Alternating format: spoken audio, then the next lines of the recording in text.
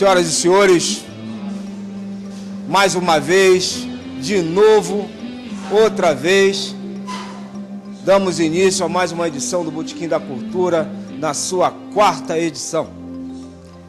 Primeiramente, agradecer a presença de todos nessa constante, muitas vezes chamada de absurda, de despertar as pessoas para o conhecimento. A grande secretaria do Grande Oriente do Independente do Rio de Janeiro, na qual lembro a pessoa do soberano grão-mestre Antônio Carlos Rafael, e eu como secretário de Cultura, Paulo César Loyola Marques, agradecemos do fundo dos nossos corações a presença de todos. Toda vez que nos encaminhamos para uma empreitada maçônica, nós temos por obrigação rogar a presença do grande arquiteto do universo. E através de um dos seus códigos, nós tiramos um pedacinho deles, talvez que eu acredito os mais verdadeiros, para que nós consigamos fazer a abertura dos nossos trabalhos.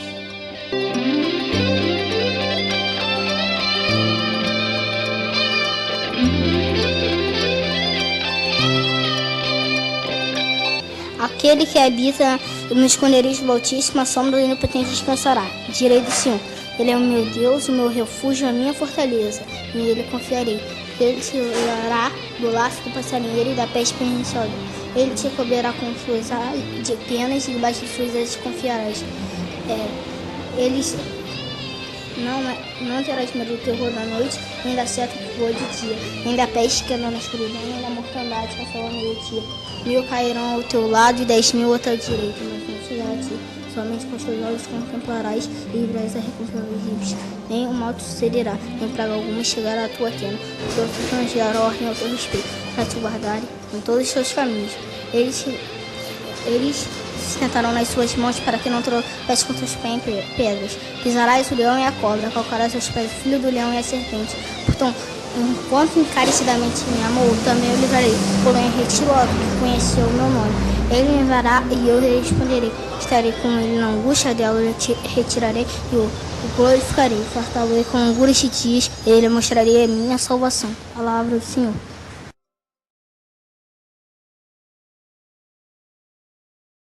Vamos imaginar o seguinte, a gente tem um problema muito sério hoje em dia que trata-se da desestruturação da família através da mulher. Baseado em Fustel de Coulanger, que bem antes da formação dessa estrutura que chama família, a mulher tinha o dever de obedecer e o homem tinha o direito de mandar. Só que tinha um problema sério. Uma família só existia se existisse uma mulher dentro da família.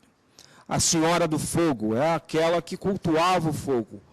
E desse conhecimento se desdobra muitas crendices, muitos achismos e muitas verdades também.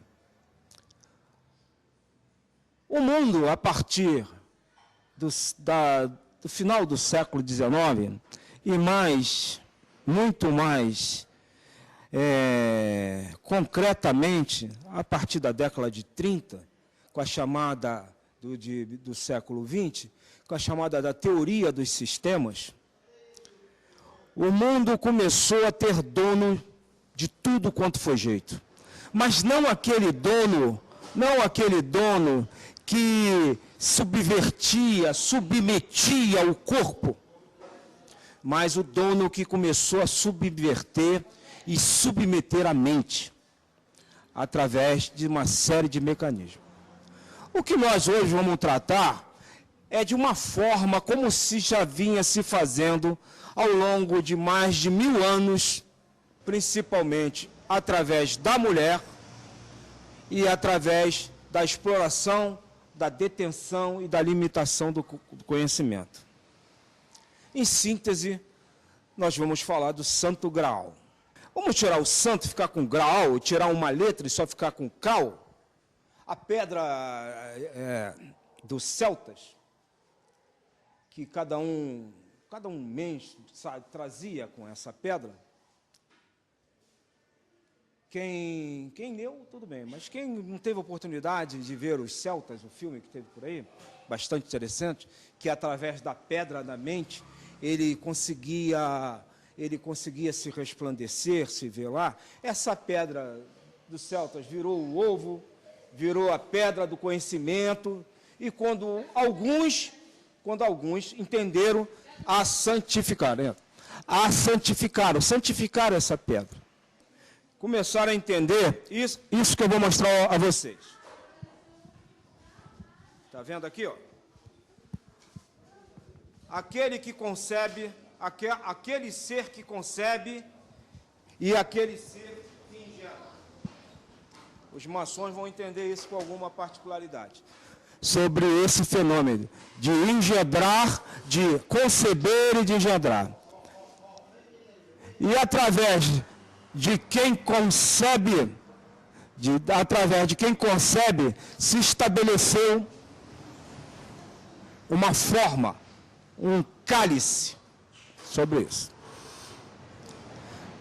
Senhores, antigamente, o baixo ventre das nossas cunhadas era conhecido como caldeira. Caldeira. Aonde engendra o fogo, o calor da eternidade da reprodução. Certo?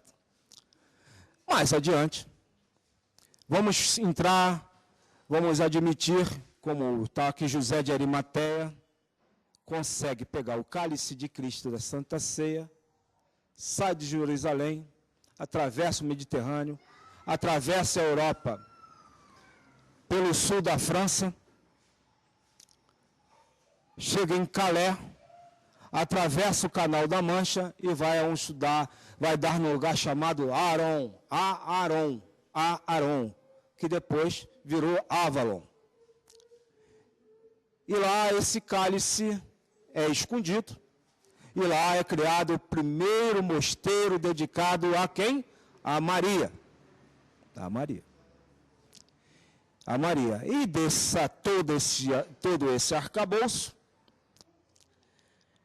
algumas senhoras aqui pesquisaram, e através dessas pesquisas nós vamos trabalhar essa ideia, o porquê dessa santificação e porquê de chamar a mulher daquela que até enganou o diabo. Por que disso? O porquê disso? O porquê que a mulher ela é colocada em segundo plano? O porquê da mulher ser colocada sobre a subordinação de códigos masculinos? A gente vai tentar descobrir, vamos discutir sobre isso. Bom dia, né? Boa tarde, não sei, a todos os cunhados, cunhadas. Poxa, depois dessa palavra, né? Eu andei pesquisando realmente, porque foi um assunto que, né, no último que teve aqui, né, Botequim da Cultura, eu fiquei interessada, ele já anunciou o que seria o assunto, então eu falei assim, poxa, eu vou pesquisar. Porque o entendimento que eu tinha de Santo Graal era muito raso realmente, é o que a gente sempre ouve, né, Santo Graal, Cálice de Cristo, aquela coisa. Então eu fui, me aprofundei um pouquinho mais e descobri coisas assim interessantes. Descobri que o Santo Graal, ele tem várias pesquisas, né, assim, é visto de várias as formas, né? Muitos mistérios envolvidos. Então, uma leitura, assim, aquele que não conhece, não fez, eu peço que faça, porque é uma leitura bem interessante. E uma das coisas que eu vi que o Santo Graal, né, ou Sangraal, né, ou sangue real, também, chamado assim, é muito mais aquilo que a gente pensa. E ele também é visto, tem o Santo Graal, que é a pedra, como já foi citado aqui. Dizem também que tem o Santo Graal, que é o livro. Dizem alguns, né, pesquisadores, que se trata também de escritos feitos pelo próprio Jesus Cristo, né? E que estariam ali mistérios. Eu achei interessante isso, mistérios que nenhum homem poderia desvendar. Só realmente quando ele mesmo quisesse. Então, assim, e o mais interessante é que fala de Maria Madalena, né, que seria o próprio corpo de Maria Madalena, o cálice. Então, assim, eu achei muito interessante, assim, do Santo Graal. É uma coisa bem vasta, muitos mistérios. É ligado aos templários também, né?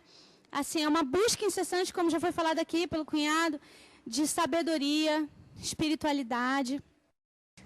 O maior de todos esses tabus está preconizado na figura de Maria Madalena, né? Ela era uma rainha de um condado que tomava conta de toda Corte Azul, né? Marsella, aquela região todinha lá. E era descendente celta, direta dos celtas. Eles tinham a notícia de um grande sábio, de um grande mestre, de um grande profetizador, que era chamado Benvajira Yoshua, todo mundo conhecido como Jesus. Essa senhora, essa rainha, atravessa o Mediterrâneo em busca desse grande mestre, grande pensador. Da literatura não aberta, tem-se grande notícia que há uma correlação entre o Nazareno e Maria Madalena. Na ceia de Da Vinci, na original, entre Jesus e o esquerdo, tem um V assim. Tem um V. Que foi retirado. Maria Madalena foi retirada da Santa Ceia. Só que na versão de Da Vinci ela está. E o pior, na versão de Aleijadinho também está. Na versão de Aleijadinho, em Congonhas, também está Maria Madalena lá. Como uma mulher, era detentora desse direito de ser mãe do Criador, do Filho do Criador. E nessa época, Jesus era um outro problema. Quem é Jesus? Jesus era todo um contraditório, do que era a igreja, do que queria a igreja, do que queria o império. Entendeu? Porque o que é hoje a Igreja Apostólica Romana? A única herdeira de todo o Império Romano. Então, dessas coisas, ficou muito difícil, só a partir do ano, só a partir com Tomás de Aquino, só a partir de Tomás de Aquino, nem com Santo Agostinho. Santo Agostinho provou que Deus existia, mas Tomás de Aquino cria Jesus. Cria Jesus. Rorê cria Jesus. Porque precisava de um dogma. E esse dogma precisava de um santo. E um santo milagreiro até então, que as pessoas viram fazer, só foi Jesus. Maria só vem aparecer em 1200 e alguma coisa. Então, como é que você ia deixar uma mulher do lado de Jesus? Toda uma construção filosófica ia por terra. O homem tem uma atração física para a mulher que ele não tem domínio sobre isso. Percebeu? Ele não tem domínio sobre isso. É maior do que ele. E muitas vezes você tem que doutrinar isso, você tem que aprender a controlar isso. Por causa de quê? Da sua atividade. Ela não tem a sua passividade. Então, o que o Criador fez? Fez dela o templo da criação. E fez de você o cara que engendra. E fez dela aquela que concebe. Nessa discussão, a igreja fez o seu reinado. Ora santificava a mulher, ora demonizá-la. Demonizava. Para ter domínio sobre isso.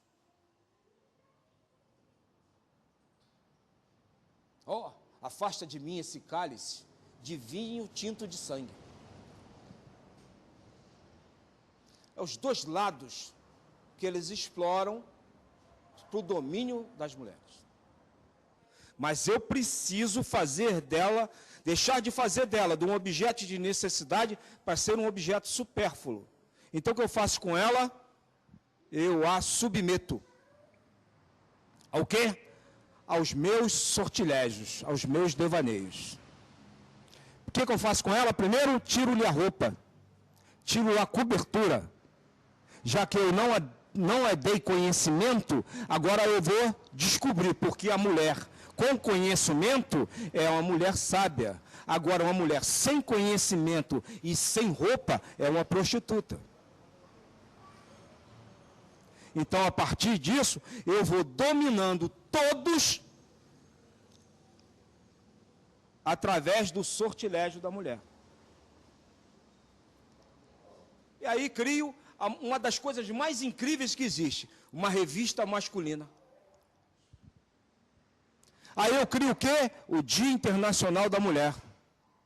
Aí eu crio o quê? De outra maneira, o Dia Nacional da Consciência Negra. E aí o que vai acontecer? Eu vou rotulando as minorias. Mas como rotular alguém que é a maioria?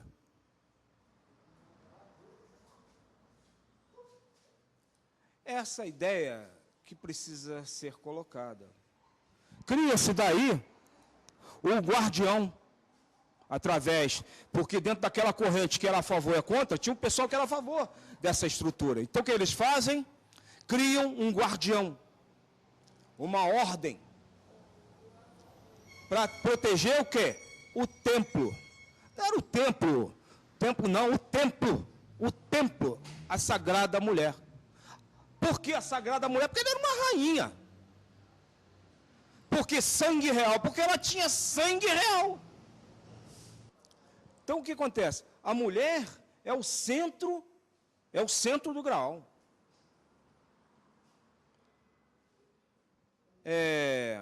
Tiago dizia, era a favorita dele. Ele só falava com ela. Ele só ficava perto dela. Ele andava com ela. E aí, quando percebem que a mulher, no fundo, domina o homem, o que faz com ela? A demoniza. A demoniza. Não deixem ela votar. Não deixem ela pensar. Retirem o seu clitóris. Ela é proibida de ter sentimentos.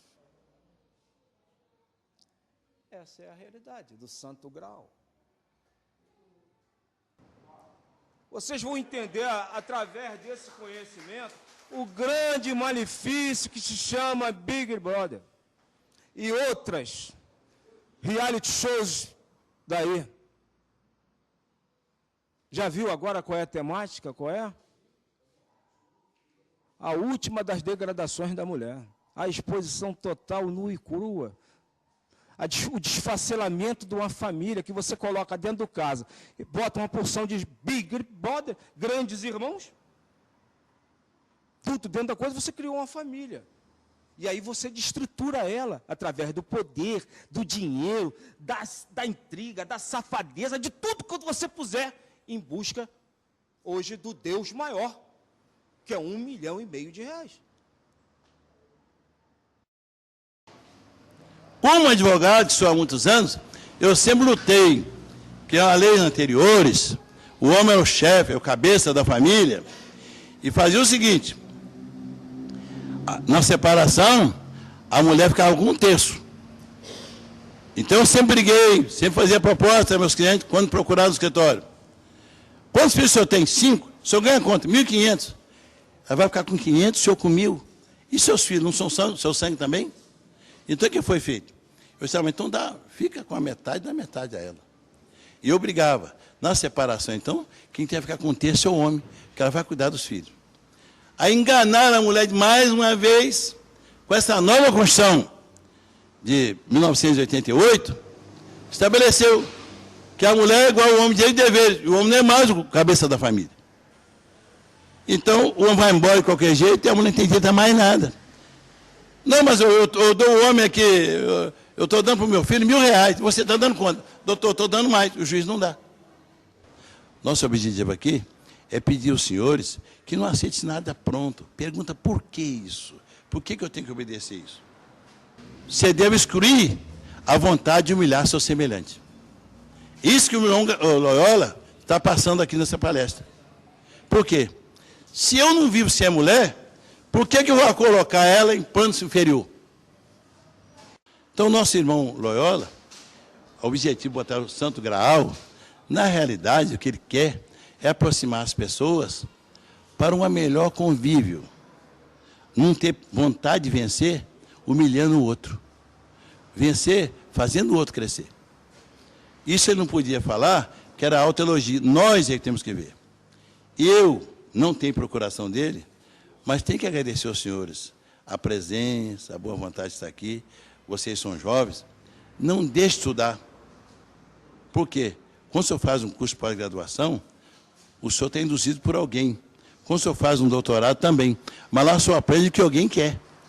E quando é que o senhor vai aprender o que o senhor realmente escolheu, sem tirar a sua necessidade de fora? Que homem necessidade é presa fácil. Qual é a maior escravidão de um homem? É a necessidade. Porque quando acabou com a escravidão, não acabou fácil não. Porque não poderia matar o homem de fome. Podia matar de tudo, menos de fome. E como o homem já não produzia mais, e o dono do escravo tinha que dar comida a ele, o que estudaram? Vão dar liberdade a ele, que vão ser escravo a vida toda. Então, em troca de um prato de comida, você submete a tudo.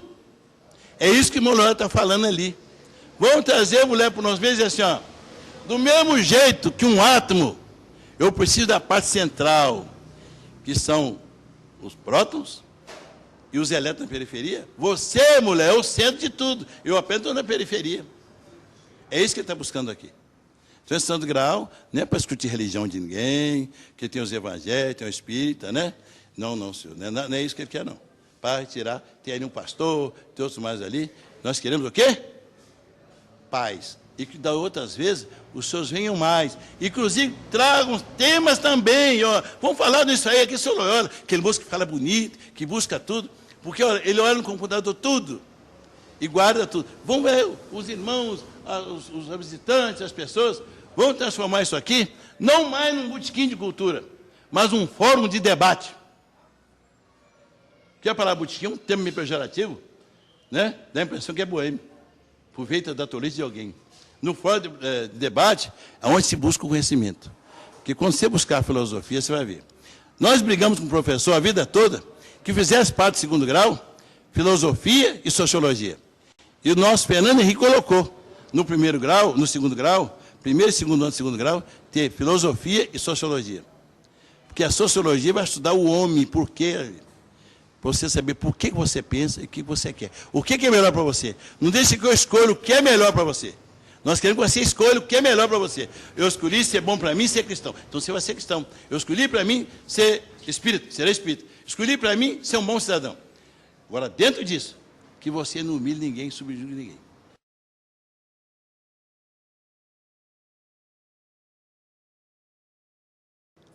Senhores, quer ver uma coisa? Quando você pega, está vendo aquela mangueira estrondosa ali? Não tão estrondosa, mas de algum porte. Você olha para aquela mangueira, você vê o quê? O que vocês veem? Porque você vai perguntar para essa mangueira, para essa árvore, por que ela produz 10.000 frutos se ela só precisava produzir duas frutas para gerar semente para ela germinar novamente. Então por que ela produz 10.000?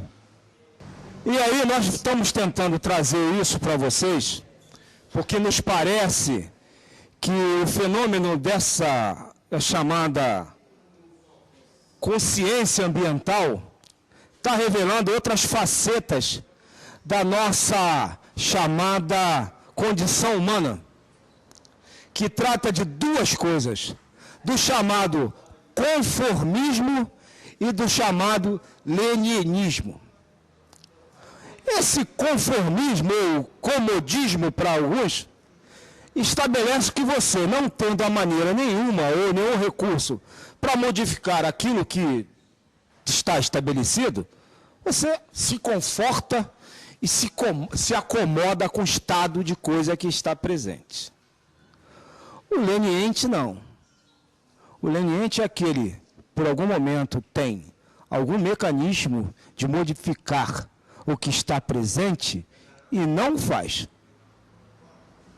E não faz. Isso gera, hoje, uma grande dicotomia sobre consciência no mundo ambiental. Que é o seguinte: eu tenho consciência ambiental, eu sei de tudo o que acontece aqui, mas não é problema meu. Não é problema meu. E aí nós vamos trabalhar em cima disso, desse grande problema que propositadamente está sendo colocado no nosso dia a dia, até via Big Brother também. O amanhã se aproxima da gente com muito mais velocidade do que ontem. Então vamos tentar estabelecer uma coisa. As pessoas dizem que a água vai acabar. A água não vai acabar nunca. Nunca. Porque ela é um elemento químico que está aí e vai continuar aí. O problema, sabe qual é, camarada?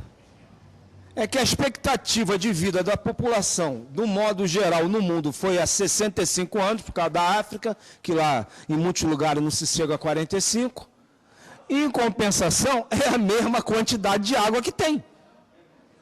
Nossa querida e amada China, com 3 bilhões de habitantes, 1,5 bilhão de casais.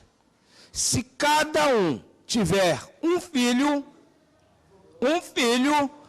no final do ano são 4,5 bilhões. Já imaginou isso? E a água continua sendo, a quantidade de água continua sendo a mesma.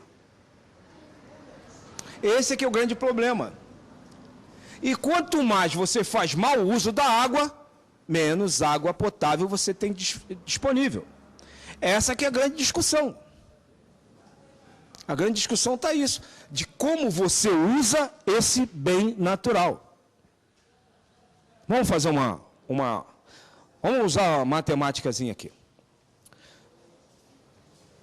E de acordo com a NBR 518, que trata sobre o fornecimento de água potável, você gasta aproximadamente 30 litros de água num banho normal.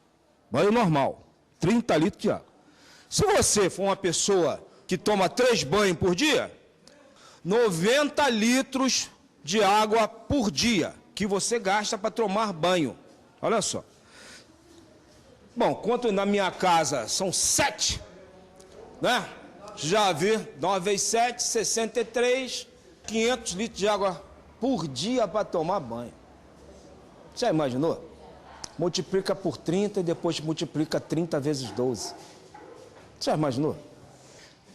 As cubas modernas, estudos aí que a gente tem acompanhado, elas têm um mínimo de 12, um máximo de 15, onde sendo o ideal dessas cubas de vaso, o mais bem utilizado está em torno de 14 litros, é o ideal, 14 litros. Você já imaginou? Pessoas normais, novamente, normais, usam mais ou menos o banheiro 4 vezes por dia. São 14 vezes 4, são 64 litros. 64 litros. Então veja você. Você pega os 90, joga com 64, são 154 litros de água por dia que uma pessoa está gastando. Normalmente, 3 litros de água deveria uma pessoa beber. 3 litros de água. Se não conseguir beber, beba compulsoriamente. Beba de raiva, mas beba 3 litros de água. Você vai para exatamente 167. Vamos arredondar para baixo, 160. Né? Chega lá em casa, multiplica por 7. 1.120 litros de água por dia. Dona Encrenca liga a máquina de lavar. Agora que a gente entrou numa de ligar 3 vezes por semana, ela costuma gastar 100 litros. Então, se você soma 100 vezes, na semana 3, 300 dividido por 6, vamos dizer assim, não vamos contar o domingo para descansar, são 50 litros de água por dia, com mais os 170, 220 litros de água. Vamos diminuir. 200 litros, vezes 7, 1.400 litros de água por dia. Olha, eu não falei em lavar prato, eu não falei em lavar copo, eu não falei nisso, eu não falei em lavar chão. Necessidades imediatas individuais. Agora, meus amados, multiplica por 6 bilhões.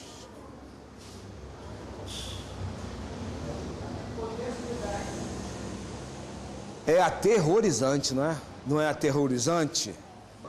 Agora imaginemos o seguinte. Se você, quando for tomar banho, você pegar uma bacia de 20 litros, tomar banho e deixar água ali dentro, e colocar no reservatório, na hora que você for no banheiro, você pega aquela água e joga no vaso. Você vai economizar quanto? 64 litros de água por dia. Essa consciência precisa estar integrada a seu modo de vida. Por que isso? Porque você só vai assumir uma consciência ambiental se você mudar seus modos de vida. Não é com toque mágico, não é apertar botão. Esse país joga 30 milhões de toneladas de grão fora, só no transporte. Só no transporte. Jogamos pelas estradas, jogamos no transbordo, perdemos em acidentes. Agora está se aproximando demais o custo do transporte de, principalmente, solventes e óleo diesel. Porque são repetitivos e assustadores os acidentes com esse tipo idiota de transportar solventes e óleo diesel que tem no Brasil. A Petrobras conseguiu resolver o problema do álcool, chamados estoques reguladores. Você tinha caminhões que ficaram na estrada, rodando e nunca parando, para manter estoque regulador de álcool. Conseguiram resolver isso mais ou menos por causa da interferência principalmente dos canavieiros, que eles agora que tomam conta da matriz do álcool. A Petrobras só assina. Agora a coisa que mais nos assusta, energia elétrica. Energia elétrica. Aqui essas lâmpadas, já viu essas lâmpadas de luz fria? Elas têm dois momentos. Primeiro momento, botou ela, liga e acende, ela não serve. Não serve. Lâmpadas daquelas servem para você colocar e esquecer. Passar num período mínimo de 2 horas acesa. Aí elas servem. Ela gera o que é? Economia. Ela gera economia. Não adianta, olha só, não adianta. Se você está saindo de carro,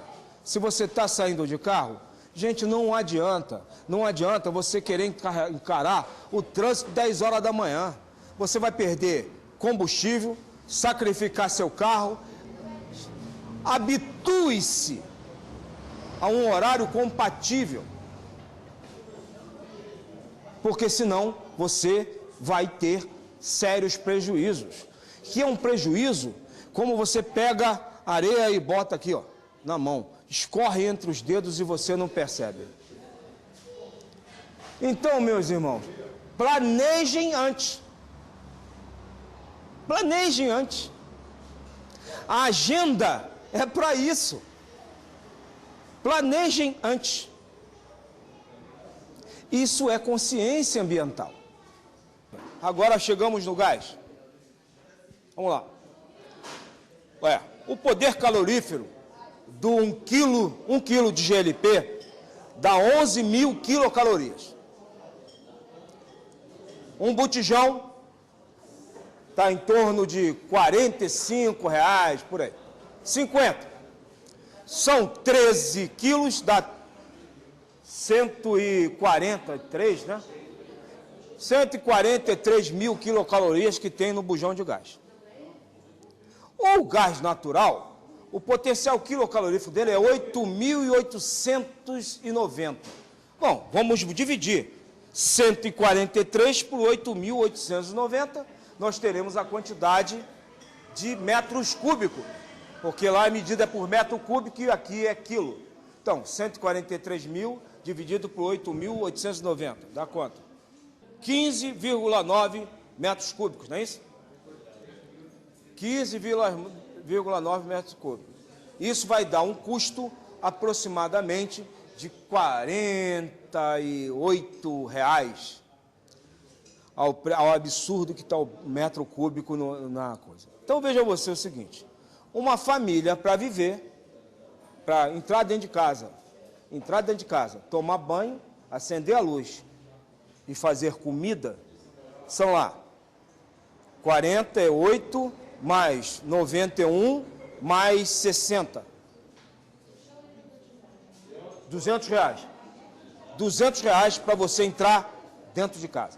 Você não comprou comida, você não comprou café, você não comprou pão. Agora te pagam R$ 545 de salário mínimo.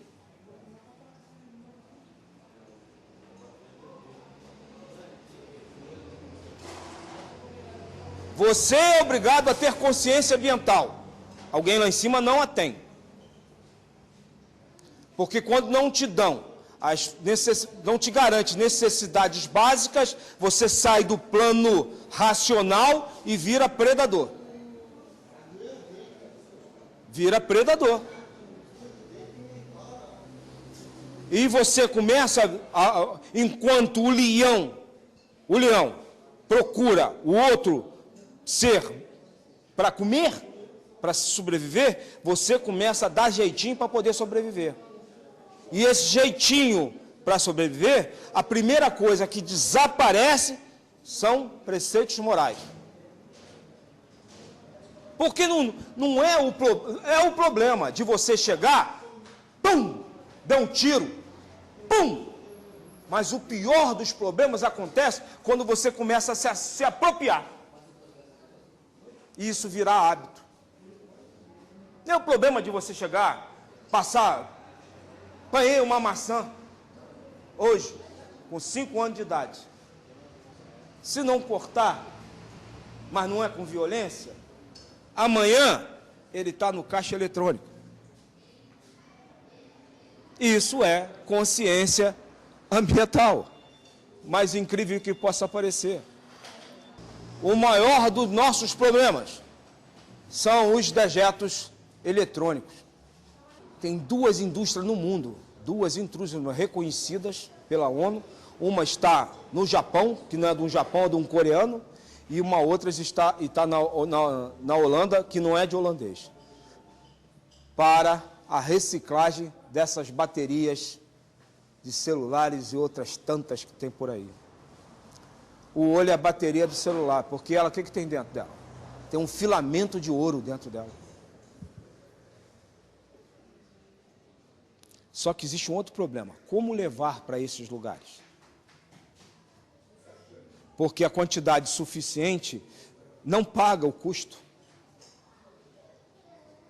Porque eles não entendem o custo ambiental. Por que não entende o custo ambiental? É muito caro transportar, mas entra um custo da herança que você vai deixar aquilo para o futuro. Isso é consciência ambiental, ou falta dela. Ou falta dela. Ou falta dela. Sabe o que mais mata no mundo hoje, gente? Não é a AIDS, não. Não é a fome, não. É a caneta na mão de um dirigente mal intencionado. É o que mais mata.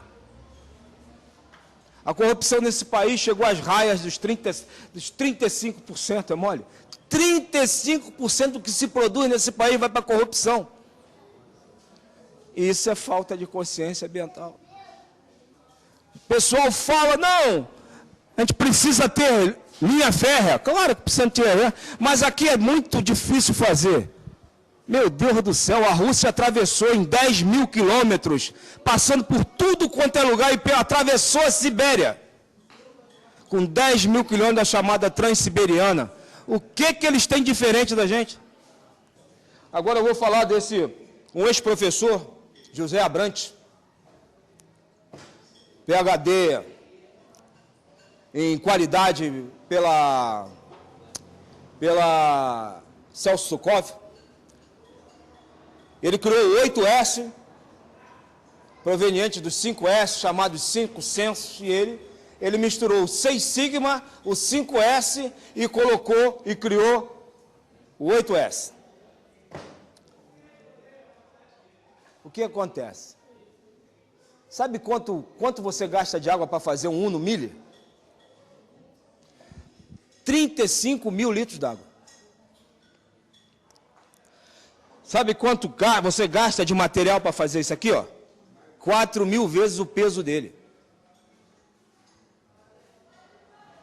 Você pega um chip, você gasta 1 tonelada de material para fazer um chip. É preciso entender isso. Para que você bloqueie o que o danado do John Keynes criou, que é a tal da propensão ao consumo. Coloque no seu pensamento que aquele bem que você está adquirindo, tem uma responsabilidade ambiental. O que a gente está trazendo é isso. Você está vendo os PET aí? Ó? Os PET. Virou coqueluche. Ficou coqueluche, tudo mais? Coqueluche da reciclagem. Virou a coqueluche da reciclagem, né? Virou a coqueluche da reciclagem. Só que agora, gente, o PET tem cadeias produtivas.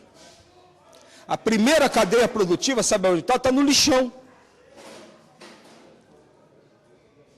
A segunda cadeia produtiva, que estava na compra, já não está mais com o pessoal das cooperativas.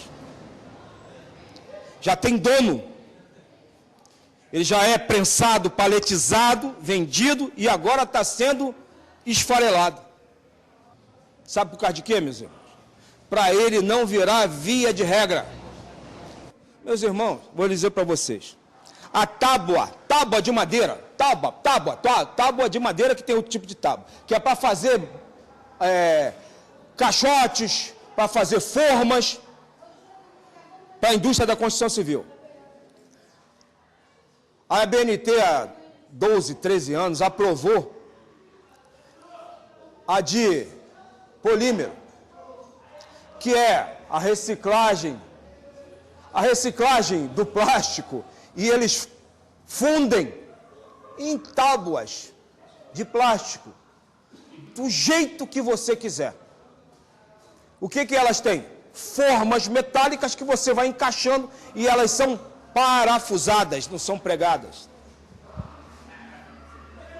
Sabe a duração de uso? Qual é o tempo de uso disso? Pelo menos umas 25 vezes. A tábua de pino, no máximo 3 vezes. Da primeira vez para a forma, da segunda vez para outra coisa. Não pode ser para a forma. Isso precisa ser consciência ambiental. Por que a gente está falando isso? Para que você fale para o seu filho, para que você fale com o seu vizinho. Vai chegar no ouvido de alguém que tem a caneta na mão e começa a mudar esse quadro. Vou dizer para vocês.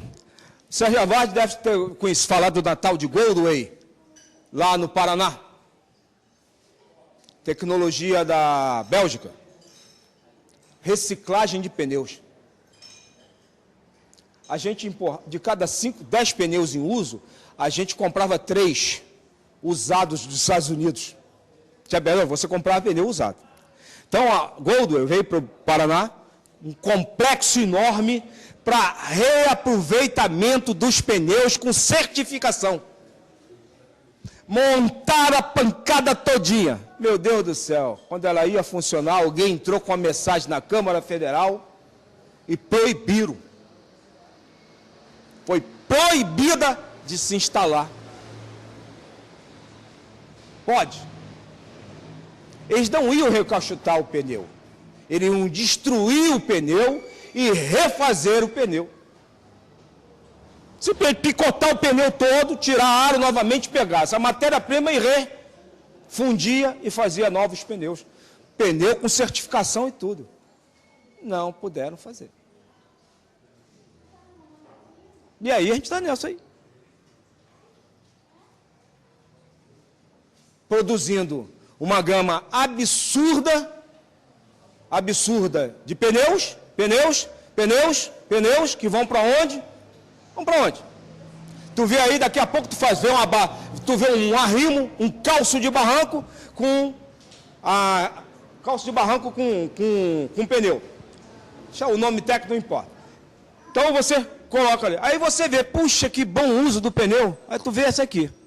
Aí tu viaja 100 mil quilômetros, vai ver outra.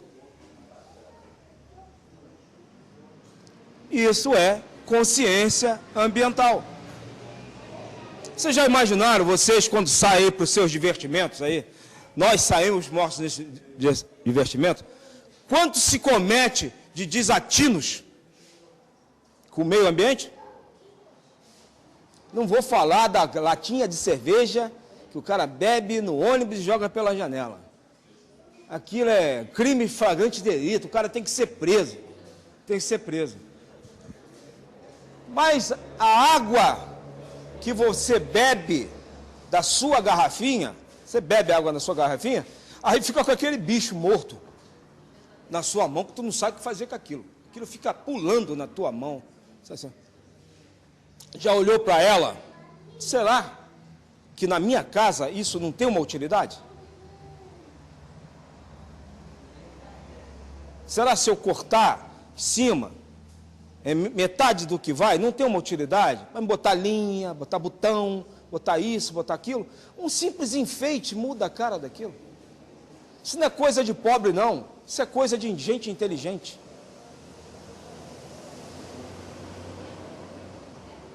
Já imaginou você? Troca de roupa, 1, 2, 3 vezes. Acabou de trocar roupa, gente, pelo amor de Deus. Vai jogar fora? Vai jogar fora? Será que na sua família não tem alguém precisando? Ou será que eles são tão orgulhosos que não querem? Então, por isso a gente está conversando assim, para que você possa conversar com ele e tirar essa barreira idiota que é o orgulho. Porque antes de ter orgulho, você precisa estar vestido.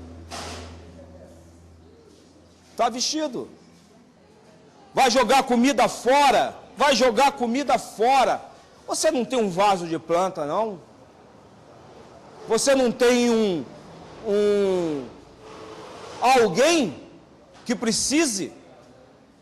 O SESI, no site do SESI, tem receitas inacreditáveis de casca de banana, casca de abacaxi. Vocês já imaginaram? Sabe como é que a gente resolveu o problema do leite no Brasil? Se todas as escolas dessem leite todos os dias aos seus alunos. A gente não ia ter problema de vender leite para ninguém. 19 milhões de alunos no ensino básico. Sabe o que é isso? 19 milhões de copos de leite? É só fazer isso. Teria problema com o trigo? O trigo não é nosso, mas o milho é nosso.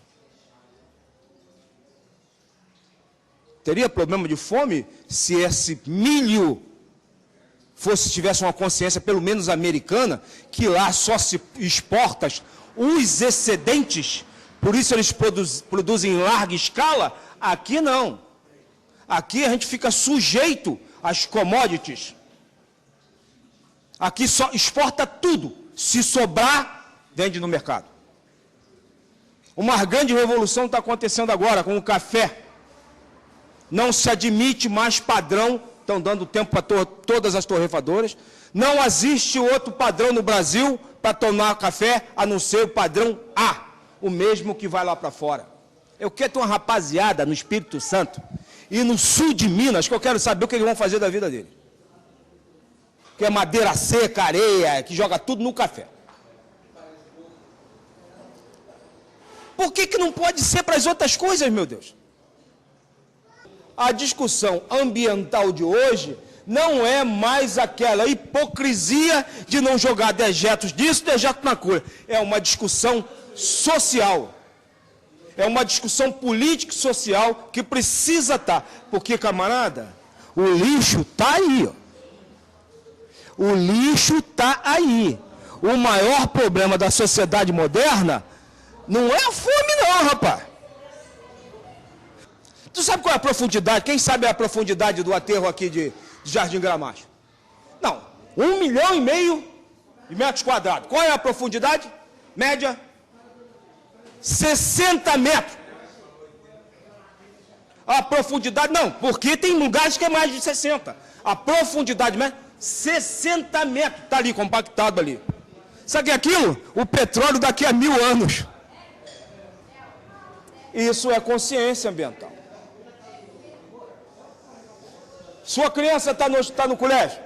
Aí tem o lápisinho, né? Lápis. Aí ela vai. Ah, pai, a ponta não ficou boa. Aí vai, ó, no chão. Não é o lixo. Porque desde o momento, os ambientalistas, como eu, acreditamos, que você tirou da natureza, transformou, já virou lixo. Ele já virou lixo. Ele é questão de tempo de virar inaproveitável, não ter mais proveito. Mas ele saiu, você cortou uma árvore, acabou. É questão de tempo dela voltar da pior maneira possível para o meio ambiente. Você vai lá, corta lá. Não dá para chegar e falar assim, o que você vai fazer com esse lápis? O que você vai fazer? Por que você está fazendo a ponta assim? Por que você não carrega ele assim, assim, assim, para ele não quebrar? Você sabe. Isso é consciência ambiental. Eu saía de carro, de casa, ia para Copacabana, levava 1 hora e alguma coisa, no pior horário. Hoje é impossível. Hoje é impossível fazer isso. Sai 8 horas da manhã do Parque Fluminense, vai chegar em Copacabana às 11 horas da manhã. De carro. Agora chego às 9h30 lá, se eu quiser. Pego o Vona, desço no Gramacho, pego o trem, metrô, 1h45 você está lá. Então, para que o metido a executivo, né? É o metido a executivo. Pega a sua pastinha, beijinho na esposa, entra no carrinho, liga. Tss, quando entra na Rio Petrópolis, quando chega na Rio Petrópolis, faz aquele PT bem grande. Esse trânsito não vale nada. Você já conhecia você, o grande imbecil, né? Tinha o para-brisa tinha que ter dupla face para mostrar a cara do idiota. Isso é consciência ambiental, gente. Isso é consciência ambiental. Um dos grandes problemas da sociedade moderna são os excessos. E você não tem parâmetro para isso, para medir isso. São os excessos. E você peca pelos excessos. Porque você não entende o que é valor médio. Tudo é excesso. Porque você tem medo de quê? Benedito é que gosta disso. Benedito é que gosta. Você tem medo de errar. Você tem medo de errar. Porque é uma sociedade que não procura alternativas. Você já acha que a gente chegou aqui como? Foi cometendo muitos erros, gente. Mas sempre tentando. Se você não quiser mudar, se você não mudar os seus modos de vida, não muda. Ah, não, amanhã vai ser diferente. Você continuar fazendo as mesmas coisas, vai ser diferente nada. Nada. E faz igual o Benedito fez no aniversário dele lá na Nilo Peçanha. Olha, tem comida para todo mundo, mas como ela toda. Que o que mais acontece nas nossas festas é isso. É lata de cerveja pela metade e prato de comida pela metade. Isso é o pior dos exemplos que a ordem está dando. Falta de consciência ambiental.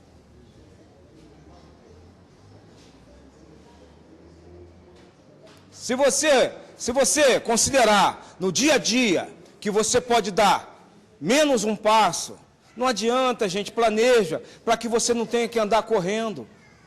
À medida que você começa a correr, a margem de risco de você tropeçar e cair é maior.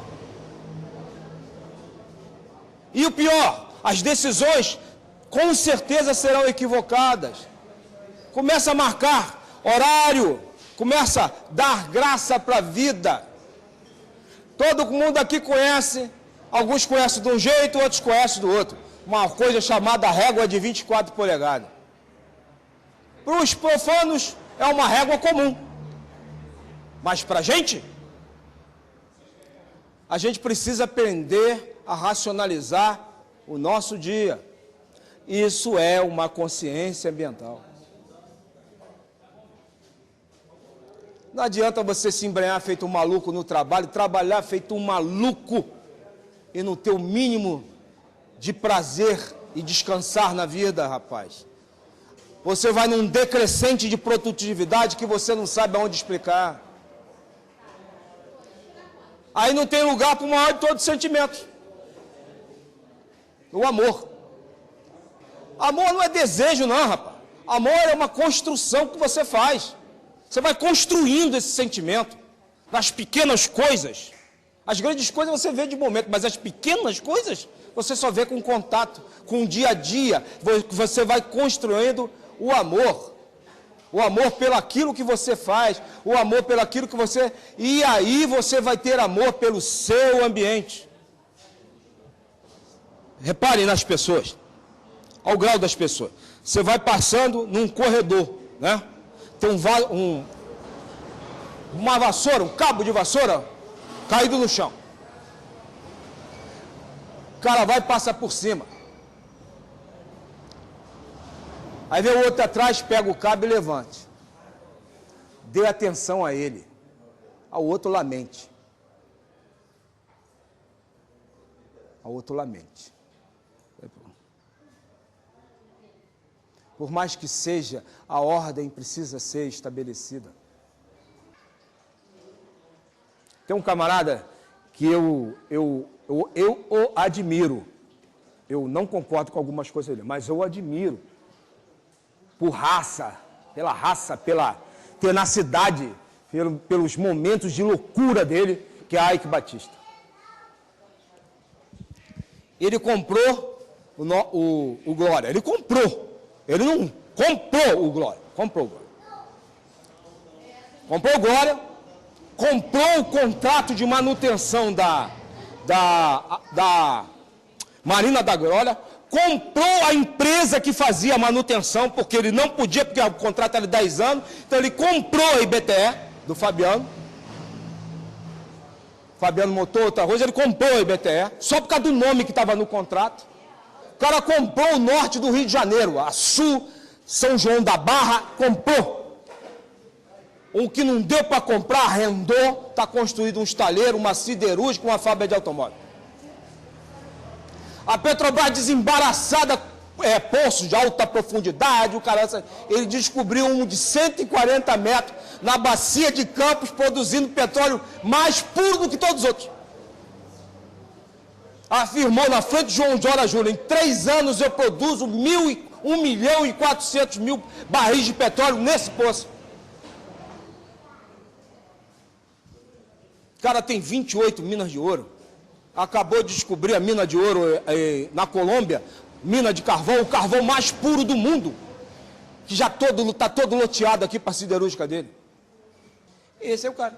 E não tem essa parada de consciência ambiental com ele não. Porque ele diz uma coisa, eu não tenho compromisso com mais ou menos. Ou pode ou não pode. Se tirar uma árvore do lugar, eu boto 10.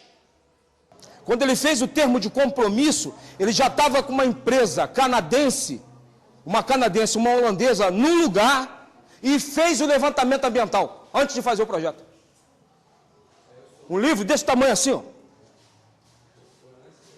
O estudo está virando parâmetro, na ONU, gente. O estudo está virando parâmetro na ONU. É inacreditável. Um cara que dorme 12 horas, trabalha 14 horas por dia, não é possível. E ele está na frente de tudo. Ele tem um corpo gerente de 25 pessoas também, nego de PP para cima, entendeu? Mas ele está na frente de tudo. Tu vê o cara em todos os lugares. Então, meus amigos, nós dentro do nosso mundinho de cada dia, dentro da nossazinha, a gente no nosso trabalho, dando encrenca dentro de casa, o outro no seu a fazer, qualquer que seja, nós dentro da loja, por que a gente não pode ser assim? A gente não ter compromisso por mais ou menos? Ele falando para o João Dória Júnior o seguinte: 99,99% é ouro 24 quilates. Ike Batista é 100%. E aí? Por que a gente não pode ser assim? Por que o brasileiro não pode ser assim? Por que a gente não esquece dessas memices e tudo mais? Que a gente só vai ser campeão do mundo sempre. A gente tem que parar com isso, né? Quando for dar um beijo na boca da sua mulher, dê um beijo da boca, não finja não. Talvez você não tenha, deixa outra oportunidade. Quando for abraçar para o irmão, abrace, porque pode ser a última. Quando estivermos juntos, sejamos mais felizes possível, que pode ser que a gente amanhã não tenha essa chance.